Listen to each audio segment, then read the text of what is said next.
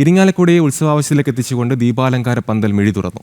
ഉയരത്തിലും വർണ്ണ വെളിച്ചത്തിലും തലയെടുപ്പത്തിന്റെ പെരുമയുമാണ് കൂടൽമാണിക്യ ക്ഷേത്രത്തിൽ ഉയർന്ന പന്തലിനുള്ളത്. ബഹുനില പന്തലും ക്ഷേത്രഗോപുരത്തിലെയും ബസ് സ്റ്റാൻഡ് മുതൽ ക്ഷേത്രം വരെയുള്ള റോഡിലെയും ദീപാലങ്കാരങ്ങൾ മിഴി തുറന്നതോടെ ഉത്സവത്തിന് പകിട്ടേറും.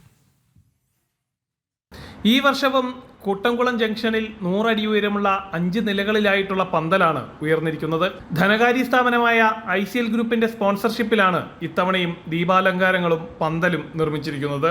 10 വർഷമായി തുടർച്ചയായി ICL ഫിൻകോർപ്പ് തന്നെയാണ് കൂടൽമാണിക്യം ഉത്സവത്തിന്റെ ദീപാലങ്കാരങ്ങൾ ചെയ്യുന്നത്. ICL ഒരുക്കിയ ദീപാലങ്കാരങ്ങളുടെ സ്വിച്ച് ഓൺ കർമ്മം നഗരസഭാ അധ്യക്ഷൻ MB ജാക്സൺ നിർവഹിച്ചു.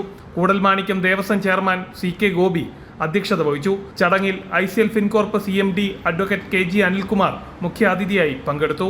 ICL ഫിൻകോർപ്പാണ് ഈ ഉത്സവത്തോടനുബന്ധിച്ചുള്ള ദീപാലങ്കാരം മുഴുവനായിട്ടും ചെയ്യുന്നത്. ICL ഗ്രൂപ്പാണ്. ഈ വർഷം ഞങ്ങൾക്കത് ചെയ്യുമ്പോൾ വളരെ സന്തോഷത്തോടു കൂടിയാണ് ഞങ്ങൾ ചെയ്യുന്നത്. കാരണം ഇത് ഞങ്ങളുടെ 10ാമത്തെ വർഷമാണ് ഇവിടെ ദീപാലങ്കാരം ആരംഭിച്ചിട്ട്.